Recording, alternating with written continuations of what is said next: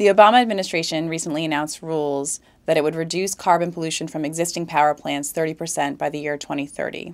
How we got here is that the Supreme Court several years ago announced that the EPA had to regulate carbon pollution under the Clean Air Act, and just as the EPA regulates cars and trucks, it's now turning to power plants to reduce emissions and improve the health and climate for all Americans and the rest of the world.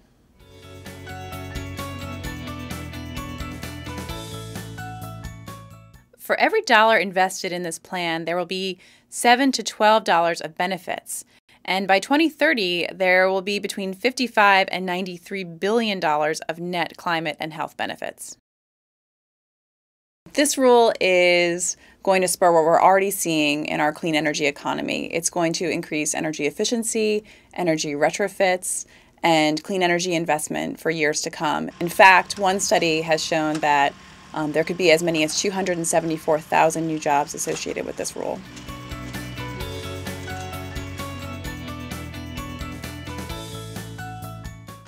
One of the best and most immediate impacts of this rule is going to be improved health for many Americans.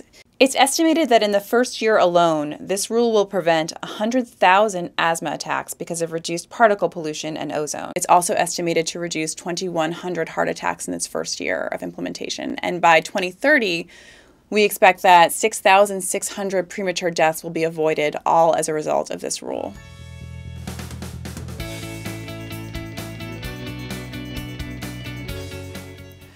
One thing that many people don't realize is that this rule is actually going to decrease the cost of people's electricity bills, and that's because there'll be increased energy efficiency and the cost of employing clean energy will go down. So EPA estimates that by 2030 we'll see an 8% decrease in the cost of our electricity bills.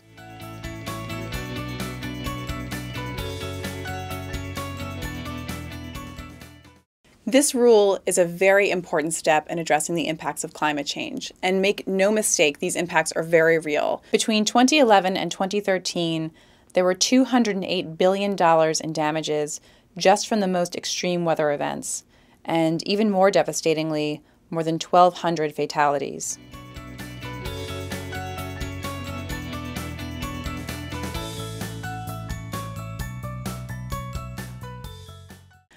One of the reasons this plan is so achievable is that it's not a top-down approach.